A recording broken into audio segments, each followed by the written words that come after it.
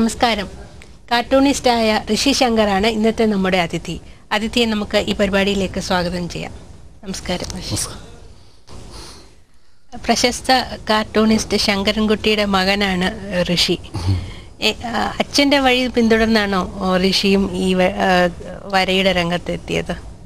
ഞാൻ ശരിക്കും വര പഠിക്കാനോ ഒന്നും പോയില്ലെങ്കിലും അച്ഛൻ്റെ കാലശേഷമാണ് ഞാൻ ഈ ഒരു മേഖലയിൽ സജീവമായി നിൽക്കാൻ തുടങ്ങിയത്. അതിനു മുമ്പ് ഞാൻ അങ്ങനെ ഒരു കാർട്ടൂൺ മേഖലയിലൊന്നും അങ്ങനെ സജീവമായിരുന്നില്ല. പക്ഷേ എങ്ങനെയോ വഴിതെറ്റി ഇവിടെ തന്നെ വന്നു ചേർന്നു. എന്താണ് ഋഷി പഠിച്ചതൊക്കെ? പഠിച്ചത് ഞാൻ കോളേജിൽ പ്രീ ഡിഗ്രി കഴിഞ്ഞിട്ട് പിന്നെ ആനിമേഷൻ പഠിക്കാൻ പോയി. ഇതെല്ലാം കഴിഞ്ഞിട്ട് ആനിമേഷനും ഞാൻ ഒരു പകുതി വഴിയിൽ ഇട്ടേച്ച് ഈ പത്രപ്രവർത്തന മേഖലയിലേക്ക് വരികയായിരുന്നു. ഇവിടെ വന്ന് പിന്നെ കുറച്ചു കാലം ടോംസ് പബ്ലിക്കേഷനിൽ ഞാൻ ലേഔട്ട് ആർട്ടിസ്റ്റായിട്ടുണ്ടായിരുന്നു. അതിനുശേഷം മലയാളം പത്രം എന്ന് പറഞ്ഞ അമേരിക്ക പ്രസിദ്ധീകരിക്കുന്നൊരു പത്രത്തിൽ എനിക്ക് വരയ്ക്കാൻ അവസരം കിട്ടി. കാരിക്കേച്ചറുകളൊക്കെ ചെയ്യാൻ അവസരം കിട്ടി. അവിടെ നിന്നാണ് എൻ്റെ ലൈഫിൽ ശരിക്കും ഒരു മാറ്റം സംഭവിക്കുന്നത്. ഈ മലയാളം പത്രത്തിൽ ചെയ്ത കാരിക്കേച്ചറുകൾ മനോരമയിൽ കാണുകയും അന്ന് പത്മൻ സാറ് എനിക്ക് മനോരമയിൽ കാരിക്കേച്ചർ വരയ്ക്കാൻ അവസരം തരികയും അതുപോലെ തന്നെ മലയാളം പത്രത്തിലാണ് ആദ്യം കാർട്ടൂൺ വരയ്ക്കാൻ തുടങ്ങിയത്. ആ കാർട്ടൂൺ വരച്ചത് മനോരമയിൽ കണ്ടിട്ട് അവിടെ കാർട്ടൂൺ കോളം ചെയ്യാൻ അവസരം കിട്ടുകയും ചെയ്തു. ഹാസ്യ കാർട്ടൂണുകൾ മാത്രമാണോ വരയ്ക്കാറുള്ളത് ഋഷി? രാഷ്ട്രീയ കാർട്ടൂണുകൾ ഞാൻ മലയാളം പത്രത്തിൽ ഈ അമേരിക്കയിലെ പത്രത്തിലേക്ക് വേണ്ടി ചെയ്തിട്ടുണ്ട്. ശരിക്കും നമ്മുടെ നാട്ടിലെ ഒരു പ്രസിദ്ധീകരണത്തിലേക്ക് അങ്ങനെ ഒരു രാഷ്ട്രീയ കാർട്ടൂണുകൾ ചെയ്യാനുള്ളൊരു അവസരം എനിക്ക് കിട്ടിയിട്ടില്ല. പിന്നെ അതിനോട് എനിക്ക് വലിയ താല്പര്യവും തോന്നിയിട്ടില്ല. ശരിക്കും അതിനൊക്കെയും ഈ ഫാമിലി സറ്റയർ വിഷയങ്ങളോടാണ് എനിക്ക് കൂടുതൽ താല്പര്യമുള്ളത്. എങ്ങനെയാണ് ഒരു വിഷയം മനസ്സിലേക്ക് എത്തുന്നത്? വിഷയം എന്ന് പറയുന്നത് ചിലപ്പോൾ നമ്മുടെ ഒരു വാക്കിൽ നിന്നായിരിക്കും ചിലപ്പോൾ അത് വരുന്നത്, അല്ലെങ്കിൽ അല്ലെങ്കിൽ ഫ്രണ്ട്സുമായിട്ടൊക്കെ സംസാരിച്ചിരിക്കുമ്പോഴോ ഒക്കെ ഏതെങ്കിലും ഒരു വാക്കായിരിക്കും ചിലപ്പോൾ. ആ വാക്കിൽ നിന്നൊരു വിഷയം അതിനുള്ള സാധ്യത ഉണ്ടെന്ന് നമ്മൾ, അല്ലെങ്കിൽ ചിലപ്പോൾ നമ്മൾ ടി വി കണ്ടുകൊണ്ടിരിക്കുമ്പോൾ അല്ലെങ്കിൽ നമ്മൾ പത്രം വായിച്ചുകൊണ്ടിരിക്കുമ്പോഴേ അതെപ്പോൾ വേണമെങ്കിലും ഈ എല്ലാ ആഴ്ചയിലും ഇതിങ്ങനെ കൊടുക്കേണ്ടതായതുകൊണ്ട് നമ്മളെപ്പോഴും ചുറ്റും ഇങ്ങനെ നിരീക്ഷിച്ചുകൊണ്ടിരിക്കും. അപ്പോൾ എവിടെന്നെങ്കിലും എല്ലാ ആഴ്ചയിലും ഇങ്ങനെ കിട്ടി പോയിക്കൊണ്ടിരിക്കും. അതിന്റെ പേരിൽ ആർക്കെങ്കിലും വൈരാഗ്യം തോന്നും, അങ്ങനെ എന്തെങ്കിലും? അങ്ങനെ ഞാനങ്ങനെ ഒരു ആൾക്കാരെ വ്യക്തിപരമായിട്ട് അവഹേളിക്കുന്ന രീതിയിലുള്ള ഒരു സംഭവങ്ങൾ ഇതുവരെ ചെയ്യാൻ ശ്രമിച്ചിട്ടില്ല. അതിനുള്ള ഒരുപാട് ഞാൻ തന്നെ അത് മനസ്സിൽ കണ്ടു ചിരിച്ചിട്ടുണ്ട് ഒത്തിരി. ഒരുപാട് ദേശീയ രംഗം എടുത്തു നോക്കുമ്പോൾ ധാരാളം കാർട്ടൂണിസ്റ്റുകൾ, മലയാളികളായ കാർട്ടൂണിസ്റ്റുകൾ ഉണ്ടായിരുന്നു. ഇപ്പം അതുപോലൊരു അത്രയും അധികം ആൾക്കാർ, വളരെ കുറച്ച് പേരുണ്ടെങ്കിലും അത് മുമ്പത്തെ അപേക്ഷിച്ച് നോക്കുമ്പോൾ വളരെ കുറവാണ്. എന്തുകൊണ്ടാണ് കാർട്ടൂണുകൾ ഇങ്ങനെ കുറഞ്ഞു വരുന്നത് കേരളത്തിൽ? എനിക്ക് തോന്നുന്നു ഇപ്പോൾ ഒന്നാമത് ഇപ്പം ഇച്ചിരി ഒരു നർമ്മം കണ്ടെത്താൻ കഴിവുള്ള ഒരാൾക്ക് ഒട്ടേറെ മറ്റ് മേഖലകളിൽ ഒരുപാട് സാധ്യതകളുണ്ട്. ഇപ്പം ചാനലുകളിലാണേലും മറ്റ് പല മേഖലകളിലും നമുക്കൊരു ഹ്യൂമർ സെൻസ് ഉണ്ടെങ്കിലും നമുക്കത് വരച്ച് നമ്മൾ അതിനെ കഴിഞ്ഞ് വേറെ എത്രയോ മേഖലകളിൽ നമുക്കത് അതിനെ കൊണ്ടുവരാൻ പറ്റും. അപ്പോൾ മാത്രമല്ല, എനിക്കിതിനെക്കുറിച്ചൊന്നും വലിയ അധികാരമായിട്ട് ഞാനങ്ങനെ മറ്റുള്ളവരങ്ങനെ കൃത്യമായിട്ട് വാച്ച് ചെയ്യാറുമില്ല. ഈ ഒരു മേഖലയിലും ഞാൻ എൻ്റെ ഒരു റൂട്ടിൽ കൂടെ അങ്ങ് പോകാറേ ഉള്ളൂ. അയർലൻഡിൽ സ്ഥിരതാമസമാക്കിയ ആളാണ് ഋഷി. അവിടെ നിന്ന് എങ്ങനെയാണ് വാരികയ്ക്ക് പ്രൊവൈഡ് ചെയ്യുന്നത്? അയർലൻഡിൽ ഞാനിപ്പം താമസമായിട്ട് എൻ്റെ ഫാമിലിയോടൊപ്പം അയർലൻഡിൽ താമസിക്കാൻ തുടങ്ങിയിട്ട് ഇപ്പോൾ ഒരു 3 വർഷമായി. അവിടുന്ന് എനിക്ക് കിട്ടിയൊരു ഭാഗ്യം എന്ന് പറയുന്നത്, അയർലൻഡിൽ ഒരുപാട് പേര് ജോലി ഇല്ലാതിരിക്കുന്ന സമയത്ത് എനിക്ക് എൻ്റെ ഈ നാട്ടിൽ ജോലി നഷ്ടപ്പെടുത്തേണ്ടി വന്നില്ല. എനിക്ക് അവിടെ ഇരുന്ന് ഇൻ്റർനെറ്റ് വഴി ഇമെയിൽ വഴി അയച്ചു കൊടുത്താൽ മതി എന്നുള്ളത് എന്നെ സംബന്ധിച്ച് ഒരു വലിയൊരു ഭാഗ്യമായിരുന്നത്. എനിക്ക് എൻ്റെ ജോലി നഷ്ടപ്പെടുത്താതെ തന്നെ എൻ്റെ വൈഫും ഒക്കെ ആയിട്ട് എനിക്ക് അയർലൻഡിലേക്ക് മാറി താമസിക്കാൻ പറ്റി. അവിടെ ചെന്ന് കഴിഞ്ഞപ്പോൾ എനിക്ക് പറ്റിയൊരു പ്രശ്നമെന്ന് പറയുന്നത്, ഈ ഒരുപാട് സൗഹൃദങ്ങൾ എനിക്ക് നഷ്ടപ്പെട്ടു പോയി.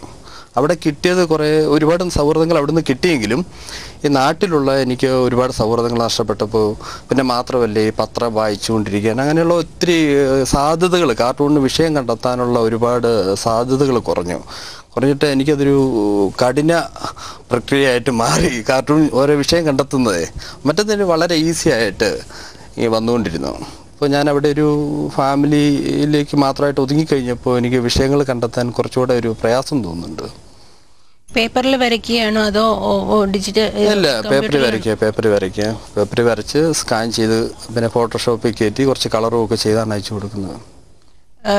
ഒരു ആൽബത്തിന്റെ പണിപ്പുരയിലുമാണ് ഋഷി. അതിനെപ്പറ്റി ഒന്ന് വിശദീകരിക്കാമോ? അത് പിന്നെ ഈ കാർട്ടൂണോടൊപ്പം തന്നെ ഈ കുറച്ചൊക്കെ ഒരു അല്പസ്വല്പമൊക്കെ എഴുതും. അത് നമുക്ക് ഇഷ്ടപ്പെട്ട എന്തെങ്കിലും വിഷയമാണെങ്കിൽ മാത്രം. എനിക്ക് തോന്നുന്നു ഞാൻ ആദ്യം പിന്നെ എഴുതിയത് മോഹൻലാലിന് ഭാരത് അവാർഡ് കിട്ടിയ ഒരു വർഷം പുള്ളിയെക്കുറിച്ചായിരുന്നു തോന്നുന്നു. ലാലേട്ടനെ കുറിച്ച് എഴുതി. അങ്ങനെ പുള്ളിയോട്ട് ഒരുപാട് ഇഷ്ടമുണ്ടായിരുന്നു. അങ്ങനെ നമുക്ക് ഇഷ്ടപ്പെട്ടൊരു വിഷയം കിട്ടുമ്പോൾ അതിനെക്കുറിച്ച് എന്തെങ്കിലും ചെയ്യുമായിരുന്നു. അപ്പം അയർലൻഡിൽ വളരെയേറെ ഒരു സിനിമാ രംഗത്തൊക്കെ വളരെ ചിലപ്പം ശ്രദ്ധിക്കപ്പെട്ടു പോയിരുന്നൊരു നല്ല ഗായകനായൊരു ഒരു ആളെ എനിക്ക് പരിചയപ്പെടേണ്ടി വന്നു, സാബുചേട്ടൻ എന്ന് പറഞ്ഞ്.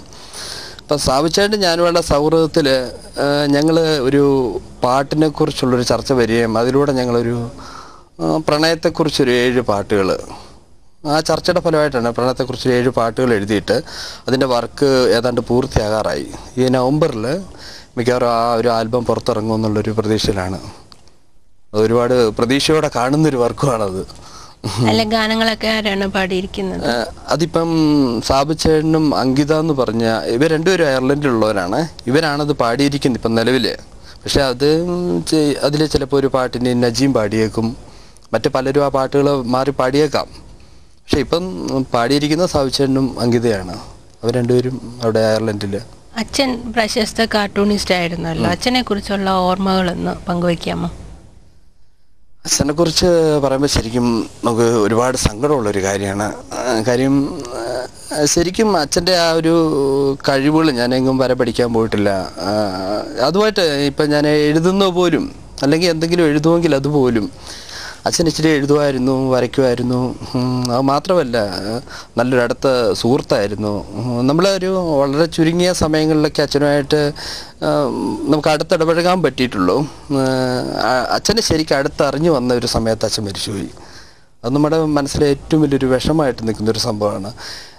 ശരിക്കും ഞാൻ ഈ ഫീൽഡിൽ കുറേ നേരത്തെ വന്നിരുന്നെങ്കിൽ അച്ഛനിൽ നിന്ന് എനിക്ക് ഒത്തിരി പഠിക്കാനുണ്ടായിരുന്നു. ഞാൻ ഈ ഫീൽഡിൽ വന്ന് താമസിച്ചു. അച്ഛൻ്റെ ഒരു മരണശേഷമാണ് ഞാൻ ഇതിനകത്ത് സജീവമായിട്ട് വന്നത്. എനിക്കൊരു വലിയ നഷ്ടമായിപ്പോയി. എത്തരത്തിലുള്ള ആളായിരുന്നു അച്ഛൻ? കുട്ടികളോടൊക്കെ വളരെ സ്നേഹമുള്ള അങ്ങനെയായിരുന്നു, അതോ സ്ട്രിക്റ്റ് ആയിരുന്നു? ഒരിക്കലും ഒരു കർശന സംഭവങ്ങളൊന്നും ഇല്ലായിരുന്നു. സ്നേഹം ഉണ്ടായിരുന്നു. പിന്നെ നമ്മൾ പറയുന്നതൊക്കെ കേൾക്കുന്ന മക്കളായിരുന്നില്ല ഞങ്ങൾ ഭയങ്കര ക്രിക്കറ്റ് കളിക്കാരായിരുന്നു. ഞാനും അതെ, ചേട്ടനും അതെ. അപ്പം ഞങ്ങൾക്കൊരു അനിയത്തിയുണ്ട്, അമ്മു എന്ന് പറഞ്ഞ്. അമ്മുവായിട്ടായിരുന്നു അച്ഛനെ ഏറ്റവും അടുപ്പം. ഞങ്ങൾ രണ്ടുപേരും പറഞ്ഞ കേൾക്കാറില്ലായിരുന്നു. പിന്നെ ആ കേട്ട് വന്നു. പിന്നെ നമ്മൾ അച്ഛനുമായിട്ട് സംസാരിക്കാനും ആ വിഷയങ്ങളിലേക്കൊക്കെ നമ്മുടെ ഒരു താല്പര്യം എത്തിയ സമയത്ത്, അതാണ് ഞാൻ പറഞ്ഞത്, ആ ഒരു സമയത്തായിരുന്നു അച്ഛൻ്റെ മരണം എന്ന് പറയുന്നത്. അതിനുശേഷം നമ്മൾ പലപ്പോഴും ആഗ്രഹിച്ചിട്ടുണ്ട്, നമുക്കത് എല്ലാവരും ഒത്തിരി അച്ഛനെക്കുറിച്ച് പറയുന്നത് കേട്ടപ്പോഴേ നമുക്കത് അടുത്തത് ഉപയോഗപ്പെടുത്തി എടുക്കാൻ പറ്റാതെ ഇങ്ങനെ പോയതിൽ ഒരുപാട് വിഷമമുണ്ട് ഇന്ന് ശരിക്കും. ഇപ്പോൾ അവധിയിലാണോ? ഇനി എന്നാണ് തിരിച്ചു പോകുന്നത്? ഞാൻ ശരിക്കും ഒരു അടുത്ത് തന്നെ ഒരു ജനുവരി വരെ ഉണ്ട് അവധി. പക്ഷെ അതിന് മുമ്പ് തന്നെ തിരിച്ചു പോകണമെന്നുള്ളൊരു പ്ലാനിലാണ് നിൽക്കുന്നത്.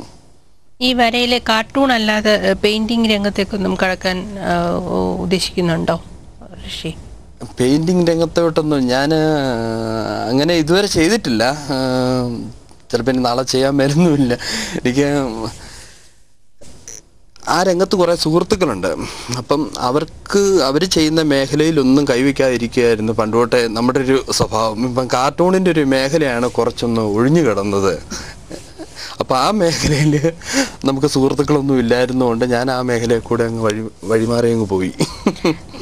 സ്വാധീനിച്ചിട്ടുള്ള കാർട്ടൂണിസ്റ്റുകളുണ്ടോ? അച്ഛനല്ലാതെ മറ്റുള്ള ഇഷ്ടപ്പെട്ട കാർട്ടൂണിസ്റ്റുകൾ ആരൊക്കെയാണ്? തീർച്ചയായിട്ടും ഒരുപാട് പേരുണ്ട്. നമുക്ക് പേരെടുത്ത് ഇപ്പം പലരെയും പറയാൻ പറ്റില്ലെങ്കിൽ എനിക്ക് വരയിൽ എനിക്ക് ഏറ്റവും ഇഷ്ടം കാരിക്കേച്ചറിലും കാർട്ടൂണിലും എനിക്ക് ഏറ്റവും ഇഷ്ടപ്പെട്ട ആൾ മനോരമയുടെ വീക്കിലുണ്ടായിരുന്നൊരു പ്രകാശ് ഷെട്ടി എന്ന് പറഞ്ഞൊരു കാരിക്കേച്ചർ ചെയ്യുന്ന ഒരാളുണ്ട്. പിന്നെ കാർട്ടൂണിൽ തീർച്ചയായിട്ടും ടോം സാറിനെ ഗുരുതുല്യനായിട്ട് കാണുന്ന ഒരാളാണ്. സാറിൻ്റെ കൂടെ കുറേ വർഷം ഞാനുണ്ടായിരുന്നു. സാറിൻ്റെ മാസികയുടെ ഒരു ലേഔട്ട് ആർട്ടിസ്റ്റൊക്കെ ആയിട്ട് ഞാൻ പറഞ്ഞു, അതായിരുന്നു എൻ്റെ കരിയറിൻ്റെ തുടക്കവും. അപ്പം അങ്ങനെ ഒരുപാട് പേരുണ്ട് ആ മേഖലയിൽ കാണുന്ന. അച്ഛൻ ഏറ്റവും ഇഷ്ടപ്പെട്ട ഒരാളായിരുന്നു ആർ.കെ. ലക്ഷ്മൺ എന്ന് പറയുന്നത്. അപ്പം ഞാൻ ആ വർക്കുകളൊന്നും അധികം കണ്ടിട്ടില്ലാത്തതുകൊണ്ട് എനിക്കതിനെക്കുറിച്ചൊന്നും പറയാൻ പറ്റില്ല. ഞാൻ ഏറ്റവും കൂടുതൽ ഈ കാരിക്കേച്ചറിലേക്ക് വന്നതും ഈ പ്രകാശ് ഷെട്ടിയുടെ വർക്കുകളൊക്കെ കണ്ടിട്ടാണ്. അപ്പം പേരെടുത്ത് പറയാൻ ഒരുപാട് പേരുണ്ട്. ഈ കാരിക്കേച്ചറുകൾ വരയ്ക്കുമ്പോൾ സ്വയം ട്രെയിൻ ചെയ്തെടുത്താണോ അതോ സ്വാഭാവികമായിട്ട് അങ്ങനെ രീതി വന്നു ചേർന്നതാണോ?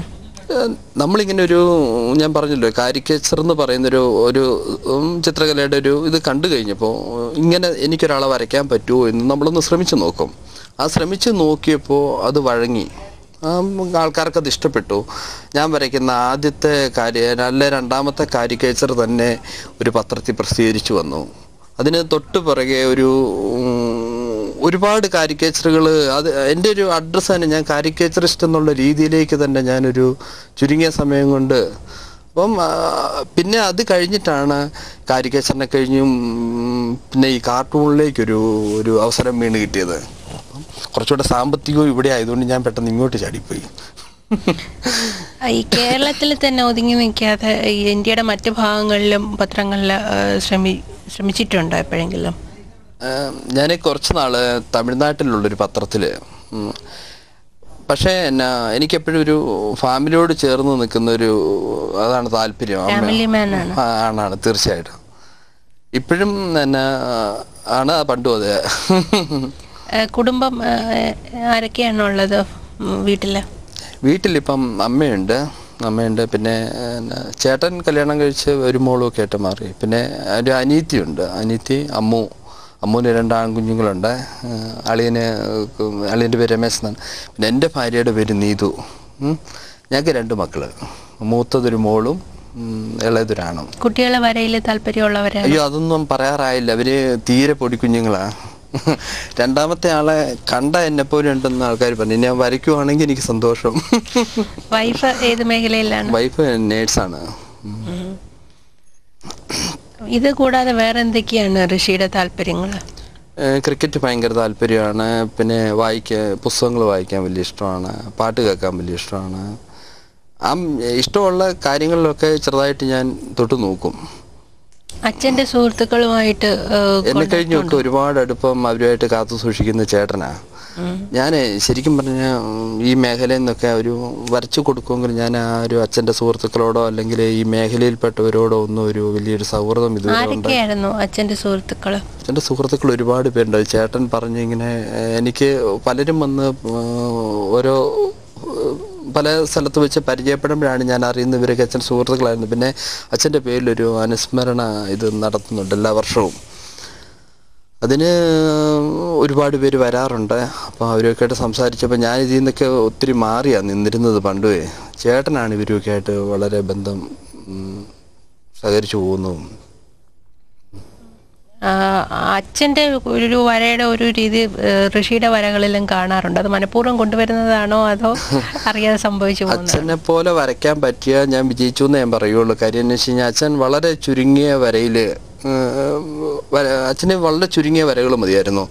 എനിക്ക് പക്ഷേ അത് പൂർണ്ണമായിട്ട് കൊണ്ടുവരാൻ ഒരുപാട് അത് തന്നെയായിരുന്നു അച്ഛനും ഞാനും തമ്മിലുള്ളൊരു വഴക്കിന് കാരണമായിരുന്നു. അച്ഛൻ എന്നോട് പറയും,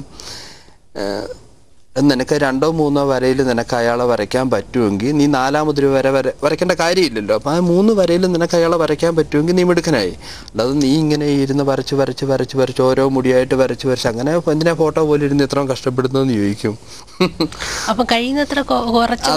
അത് നമ്മുടെ ഒരു മിടുക്കായിട്ട് അച്ഛൻ പറയും. കാര്യം എന്ന് വെച്ച് കഴിഞ്ഞാൽ 2 or 3 വരയിൽ ഇപ്പം നമുക്കൊരു വട്ടക്കണ്ണാടിയും ഒരു മുട്ടത്തലയും ഇങ്ങനെ ആണെങ്കിൽ ഗാന്ധിജിയാണെന്ന് മനസ്സിലാവുന്ന പോലെ അത്ര ഈസി ആയിട്ട് നമുക്ക് ആ 2 വര കൊണ്ട് ഒരാളെ മനസ്സിലാക്കി കൊടുക്കാൻ പറ്റുമെങ്കിൽ അതൊരു മിടുക്ക് തന്നെയാണെന്ന് പറയും. ഞാനും ആലോചിച്ച് കഴിഞ്ഞപ്പം ഞാൻ 2 അല്ല 10 വര വരച്ചാലും അവിടെ ഒന്നും എത്തുന്നില്ല. ഇപ്പോൾ അബു അബ്രഹാമിന്റെ ഒക്കെ വരകളെ പറ്റി പറയുമ്പോൾ നിഷ്കളങ്കമായ വര എന്ന് നമ്മൾ പറയാറുണ്ട്. സത്യത്തിൽ ഈ നിഷ്കളങ്കതയാണ് ഒരു കാർട്ടൂണിന്റെ വിജയം എന്ന് തോന്നിയിട്ടുണ്ട്. കഴിയുന്നത്ര കുറച്ച് വരകൾ, ഏറ്റവും കുറച്ച് വരെ നമ്മൾ കാർട്ടൂണ് ചെയ്യുമ്പം ഒരു വാക്ക് പോലും അനാവശ്യമായിട്ടുണ്ടെങ്കിൽ എടുത്ത് മാറ്റുക, ഒരു വരയെങ്കിലും അനാവശ്യമായിട്ടാണെങ്കിൽ മാറ്റുക. അത് ഏറ്റവും ചുരുങ്ങിയ വരകളിൽ, ഏറ്റവും ചുരുങ്ങിയ വാക്കുകളിൽ അത് നമുക്ക് കൺവേ ചെയ്യാൻ പറ്റുവാണെങ്കിൽ നമ്മൾ വിജയിച്ചു. അല്ലെ നമ്മളതിനെ കൂടുതൽ എക്സ്പ്ലെയിൻ ചെയ്തതിനെ കാർട്ടൂൺ അല്ല, നമ്മൾ ആ മേഖലയിൽ വിജയിക്കാതെ പോകുന്നതിൻ്റെ ലക്ഷണമാണത്. നമ്മൾ ഏറ്റവും ചുരുങ്ങിയ വാക്കുകളിൽ, ഏറ്റവും ചുരുങ്ങിയ വരകളിൽ നമുക്കത് കൺവേ ചെയ്യാൻ പറ്റുവാണെങ്കിൽ നമ്മൾ എന്തിനാ വെറുതെ അനാവശ്യമായിട്ട് പിന്നെ വരയ്ക്ക് എഴുതി വെക്കുകയും ചെയ്യുന്നത്? അങ്ങനെ നോക്കുമ്പോൾ ഋഷിയുടെ വരയിൽ മാറ്റങ്ങൾ വന്നിട്ടുണ്ടോ? തുടക്കത്തിൽ മാറ്റങ്ങൾ ഒരുപാട് വന്നു. ഞാൻ ആദ്യമേ വരച്ചുകൊണ്ടിരുന്നത് മറ്റു പലരും അനുകരിച്ചും ഒക്കെ ഇങ്ങനെ ഒരുപാട് വരകളും ഒക്കെ ആയിരുന്നു. പക്ഷെ അതങ്ങനെയല്ല വേണ്ടതെന്ന് തിരിച്ചറിഞ്ഞ് ഞാനിപ്പം വരകൾ ഒരുപാട് അച്ഛൻ്റെ ഒരു സ്റ്റൈലിലോട്ടൊക്കെ കുറേ വരാൻ തുടങ്ങി. ഒരു കാർട്ടൂണിസ്റ്റിന് വേണ്ട അടിസ്ഥാന ഗുണങ്ങൾ എന്തൊക്കെയാണെന്നാണ് ഋഷി നമുക്ക് എന്തും നമ്മൾ നിരീക്ഷിക്കാനുള്ളൊരു കഴിവുണ്ടാവണം ശരിക്കും. പക്ഷെ അത് നമുക്ക് ഒരുപാട് ദോഷമാണെന്ന് ഞാൻ പറയും. കാര്യം എന്താ വെച്ച് കഴിഞ്ഞാൽ ഒരു മരണ വീട്ടിൽ ചെന്നാൽ പോലും നമ്മൾ ചിരിച്ചു പോകും. അവിടെ കാണുന്ന ഓരോ കാര്യങ്ങളാണ്, പക്ഷെ അവിടെ നിന്ന് നമുക്ക് ചിരിക്കാൻ പറ്റില്ലല്ലോ.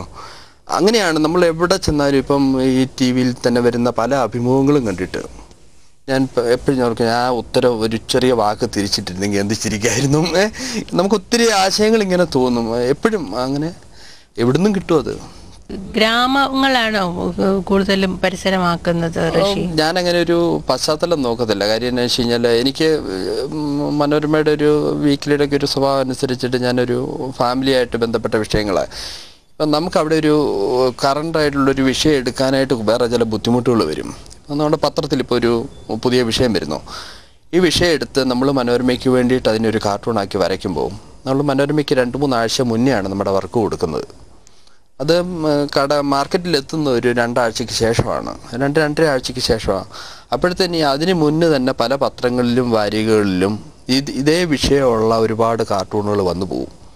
അപ്പം നമ്മൾ കുറേ അങ്ങ് ലേറ്റാവും. മാത്രമല്ല ഈ നമുക്ക് തോന്നിയ ഒരു ആശയം രണ്ടാമത് വരച്ചത് മറ്റുള്ള അവർക്ക് ആദ്യം പ്രസിദ്ധീകരിക്കാനുള്ളൊരു സമയവും കിട്ടും. അപ്പം ഞാൻ ആ കറണ്ടായുള്ള സംഭവങ്ങളൊക്കെ വെച്ചിട്ട് ഈ ഫാമിലി സംഭവങ്ങൾ തന്നെ നിൽക്കുന്നത് 2 ആഴ്ച കഴിഞ്ഞാലും അല്ലെങ്കിൽ ഇപ്പം നമുക്ക് 1 മാസം കഴിഞ്ഞാലും ഒരു വർഷം കഴിഞ്ഞാൽ നോക്കുമ്പോഴേ അതിനകത്ത് എന്തെങ്കിലും ഒരു തമാശ കാണും. അതിനകത്ത് അവരെന്തെങ്കിലും സജഷൻസ് തരാറുണ്ടോ വരയുടെ ഭാഗത്ത്? അതിന് നമ്മളൊരു സഭ്യതയുടെ അതിര് വിട്ടു പോവാതിരിക്കാനുള്ള നിർദ്ദേശങ്ങൾ ഇന്ന വിഷയത്തിൽ വരയ്ക്കുക അങ്ങനെയുള്ള ഒരിക്കലുമില്ല. ഫ്രാൻസ് സാറുമായിട്ടൊക്കെ ചേർന്ന് പത്മൻ സാറിൻ്റെ കാലത്താണ് ഞാൻ മനോരമയിൽ വർക്ക് ചെയ്യാൻ തുടങ്ങിയത്. ഇപ്പോൾ ഫ്രാൻസ് സാറാണ് മനോരമ വീക്കിലി ഇൻചാർജ്. സാറിൻ്റെ കൂടെയൊക്കെ വർക്ക് ചെയ്യാൻ പറ്റുന്നത് തന്നെ വലിയൊരു ഭാഗ്യമായിട്ട് കാണാൻ പറ്റും. അതുപോലെ നമ്മളുമായിട്ട് സഹകരിച്ച് നിൽക്കുന്ന ഫ്രാൻസ് സാർ. അപ്പം ആഴ്ചയിൽ എത്ര കാർട്ടൂണാണ് വരയ്ക്കാറ്? ആഴ്ചയിൽ എനിക്ക് മനോരമയിൽ 2 കോളമുണ്ട്. ഒന്ന് ബാക്ക് പേജിൽ ടോർപിഡോ എന്ന് പറഞ്ഞ് അത് എൻ്റെ പേരിലും, പിന്നെ അത് കൂടാതെ അകത്ത് സച്ചിൻ എന്ന് പറഞ്ഞൊരു കോളമുണ്ട്. അത് ഒരു തൂലികാനാമം ഇച്ചു എന്നുള്ളൊരു തൂലികാനാമത്തിൽ ചെയ്യുന്നു. ഇതേ സമയം തന്നെ അമേരിക്ക പത്രത്തിൽ 2 കാർട്ടൂൺ കോളങ്ങൾ സെയിം ടൈമിൽ ചെയ്ത് കൊടുക്കേണ്ടതുണ്ട്. അങ്ങനെ ഒരാഴ്ചയിൽ 4 തമാശ കിട്ടുകയാണെങ്കിൽ എനിക്ക് ഒരാഴ്ച പിടിച്ചു നിൽക്കാം. അത് അയച്ചു കഴിയുമ്പോൾ അടുത്ത ആഴ്ചയാവും. അപ്പോൾ അന്ന് എപ്പോഴും 4 എണ്ണം. അത് ശരിക്കും കുറേ നാൾ മുമ്പ് ഞാനൊരു 8 എണ്ണം വരെയൊക്കെ ചെയ്യുന്ന സമയമുണ്ടായിരുന്നു. ഈ മോഹൻലാലിനെ ശ്രീനിവാസനെയും വെച്ചുകൊണ്ട് ദാസനും വിജയനും എന്ന് പറഞ്ഞൊരു കാർട്ടൂൺ കോളം ഉണ്ടായിരുന്നു. അത് 1 വർഷം 2 വർഷത്തോളം ചെയ്തുള്ളൂ. അതിലിങ്ങനെ പിന്നെ കുഞ്ഞിക്കൂനം കയറി വരും, അങ്ങനെയുള്ള ആൾക്കാരെ എല്ലാം കൂടെ വെച്ചുകൊണ്ടൊരു കാർട്ടൂൺ കോളം ഉണ്ടായിരുന്നു. പിന്നെ തിരക്ക് കൂടിയപ്പോൾ അതെല്ലാം അങ്ങ് നിർത്തി. ഒരു കാർട്ടൂൺ കോളം വരയ്ക്കാൻ എത്ര സമയം എടുക്കും? വരയ്ക്കാൻ ഒരു ചുരുങ്ങിയ സമയം മതി. ഒരു മണിക്കൂറിന് മുകളിലൊക്കെ മതി, 1.5 മണിക്കൂർ അത്രയൊക്കെ മതി വരയ്ക്കാൻ. പക്ഷേ ഈ ആശയം കണ്ടെത്താൻ നമ്മൾ ഈ ഒരാഴ്ച മുഴുവൻ നമ്മൾ എന്ത് ചെയ്യുമ്പോഴും നമ്മുടെ ഒരു ശ്രദ്ധ ഈ ഒരു വിഷയം ഇങ്ങനെ തേടിക്കൊണ്ടിരിക്കും. ചിലപ്പം പലപ്പോഴും നമ്മളെക്കുറിച്ച് കേൾക്കുന്നൊരു പരാതി നമ്മൾ ഫോണിൽ വിളിക്കുമ്പം വേറെ അങ്ങോട്ടാണ്, അല്ലെങ്കിൽ നമ്മളൊരാളോട് സംസാരിക്കുമ്പം ആണ്. അങ്ങനെ കൂടുതലും ആ പരാതി പറയുന്നത് വൈഫ് തന്നെയായിരിക്കും. അത് അവർക്കറിയത്തില്ലാത്തതുകൊണ്ടാണ്. അപ്പം നമ്മളെപ്പോഴും ഇതിങ്ങനെ ഒരാഴ്ചത്തെ നമ്മുടെ ഒരു അന്വേഷണത്തിൻ്റെ നമ്മുടെ ഒരു കണ്ടെത്തലാണ് നമ്മളൊരു 1.5 മണിക്കൂർ കൊണ്ട് വരച്ചു വയ്ക്കുന്നത്. അത് കിട്ടുന്നവരെ അത് ലാസ്റ്റ് ദിവസമേ വരയ്ക്കുള്ളൂ. കിട്ടുന്ന ദിവസം വരെ നമ്മൾ അതിൽ നല്ലത് കിട്ടുമോ എന്നുള്ളൊരു നമ്മളെ ബാധിച്ചിരിക്കും. അത് എന്തെങ്കിലും മറക്കാൻ പറ്റാത്ത അനുഭവം ഉണ്ടോ ഈ കരിയറിൽ? കാർട്ടൂണിൻ്റെ കരിയറിൽ മറക്കാൻ പറ്റാത്ത അനുഭവമൊന്നുമില്ല. ഞാൻ പറഞ്ഞില്ലേ, നമുക്ക് വേണമെങ്കിൽ അങ്ങനെയൊക്കെയുള്ള ഈ ആരെങ്കിലും ഒന്ന് കുത്തിയൊക്കെ അങ്ങനെയൊക്കെയുള്ള അനുഭവങ്ങൾ ഉണ്ടാക്കാം. അതിൽ നിന്ന് പരമാവധി ഒഴിഞ്ഞു നിൽക്കാറേ ഉള്ളൂ. ഏതായാലും ജയ് ഹിന്ദ് ടിവിക്ക് വേണ്ടി ഇത്രയും സമയം ചെലവഴിച്ചതിന് നന്ദി.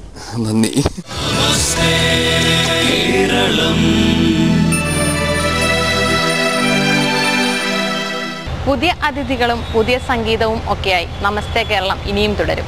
ഇന്നത്തെ നമസ്തേ കേരളം പൂർണ്ണമാവുകയാണ്. ഏവർക്കും നല്ല ദിനം ആശംസിക്കുന്നു. നമസ്തേ.